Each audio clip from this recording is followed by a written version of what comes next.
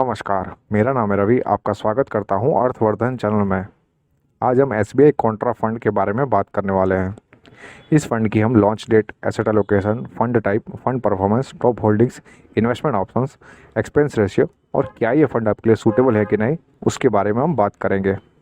और साथ में ये भी समझने की कोशिश करेंगे कि कॉन्ट्रा फंड होता क्या है। कॉन्ट्रा फंड में फंड मैनेजर ऐसे स्टॉक्स को शामिल करते हैं जो स्टॉक अभी के टाइम पे अच्छा परफॉर्म नहीं कर रहे, लेकिन फ्यूचर में इसकी डिमांड बहुत ही ज़्यादा रहने वाली है, जो कि फ्यूचर में बहुत ही अच्छी तरीके से परफॉर्म करने वाले हैं। इसी तरीके के अगेंस्ट द विंड जाकर स्टॉक्स को पसंद करने की मेथड को कॉन्ट्रा इन्वेस्टिंग कहते हैं, और इस तरीके से बनाए गए फंड को कहते हैं कॉन्ट्रा फंड। होप ये आपको समझ में आ गया होगा।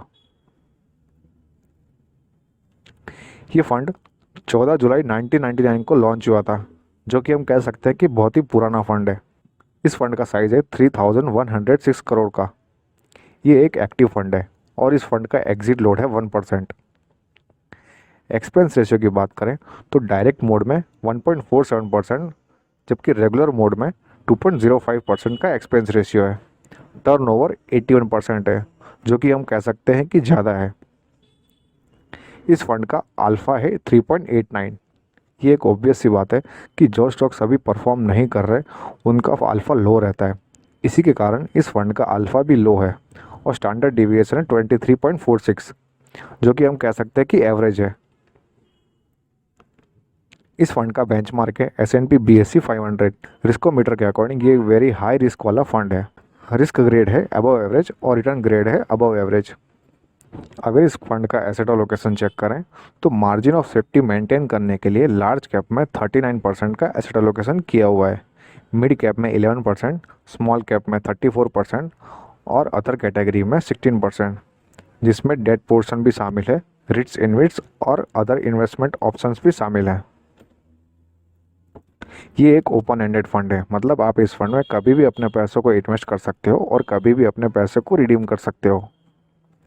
अगर इस फंड के परफॉर्मेंस की बात करें तो इस फंड ने एक साल में 63.39% का रिटर्न दिया है, 3 साल में 24.82% का रिटर्न दिया है, 5 साल में 17.38% का रिटर्न दिया है, और ये फंड जब से लॉन्च हुआ है तब से 15.07% तक का रिटर्न दे रहा है।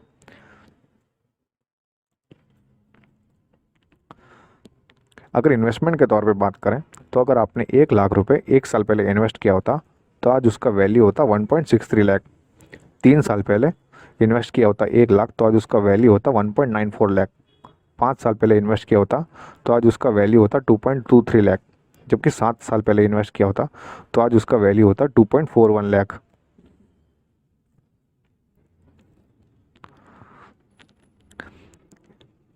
एसआईपी के तौर पर बात करें तो अगर आपने 10,000 रुपीज़ पर मंथ की एसआईपी स्टार्ट करी होती तो एक साल में आपका इन्वेस्टेड अमाउंट होता 1.2 लाख, जबकि आपका रिटर्न होता 1.47 लाख।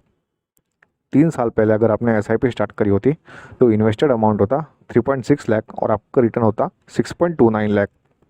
5 साल पहले एसआईपी स्टार्ट करी होती तो इन्वेस्टेड अमाउंट होता 6 लाख और रिटर्न होता 10.82 लाख, जबकि 7 साल पहले अगर आपने एसआईपी स्टार्ट करी होती तो आपका इन्वेस्टेड अमाउंट होता 8.4 लाख और आपका रिटर्न होता 16.42 लाख। ये आप यहाँ पर ग्राफ में भी चेक कर सकते हैं। अगर इस फंड का सेक्टर एलोकेशन चेक करें तो फाइनेंशियल सेक्टर में 17.13, सर्विसेज सेक्टर में 11.63%, कंस्ट्रक्शन सेक्टर में 10.55%, टेक्नोलॉजी सेक्टर में 9.45%, एनर्जी सेक्टर में 7.38% का एसेट एलोकेशन किया हुआ है। आप इस ग्राफ में इस फंड में स्टॉक होल्डिंग्स भी चेक कर सकते हैं। कौन से स्टॉक का कितना वेटेज है वो भी आप यहाँ पर चेक कर सकते हैं। इनमें से कुछ स्टॉक्स मैं आपको बता देता हूँ, जैसे कि ICICI bank, Tube Investment, HCL Technologies, GAIL, Reliance Industries, Bharti Airtel, Info Edge, Infosys, Axis, Neogen Chemicals, MTAR Technologies और भी बहुत सारे स्टॉक्स यहाँ पे शामिल किए हुए हैं। अगर हम इन्वेस्टमेंट की बात करें तो आप 500 रुपीज़ पर मंथ की SIP से आप अपना इन्वेस्टमेंट स्टार्ट कर सकते हो, जबकि लमसम की बात करें तो मिनिमम 5,000 रुपीज़ से आप अपना इन्वेस्टमेंट स्टार्ट कर सकते हो। इस फंड के मैनेजर है दिनेश बालचंद्रन, जिनको 20 साल से भी ज़्यादा का एक्सपीरियंस है। SBI म्यूचुअल फंड को इन्होंने 2012 में ज्वाइन किया था। इसके पहले वे फिडेलिटी में काम करते थे, जो कि बॉस्टन यूएसए में है, एज ए एनालिस्ट। अगर इनकी एजुकेशन क्वालिफिकेशन की बात करें तो इन्होंने अपना बीटेक कंप्लीट किया हुआ आईआईटी मुंबई से, और इन्होंने अपना एमएस कंप्लीट किया हुआ है एमआईटी से, और ये एक सीएफए चार्टर होल्डर भी है सीएफए इंस्टीट्यूट यूएसए से। अब मेरा क्या मानना है इस फ़ंड के बारे में वो मैं आपको बताता हूँ। अगर आप यंग हो, रिस्क टेकर हो और लॉन्ग टर्म के लिए आपको इन्वेस्टमेंट करना है तो ये फ़ंड आपके लिए सही है। अगर आपने ऑलरेडी म्यूचुअल फंड में इन्वेस्टमेंट किया हुआ है तो इस फंड में इन्वेस्ट करके आप अपने पोर्टफोलियो को डाइवर्सिफाई कर पाओगे।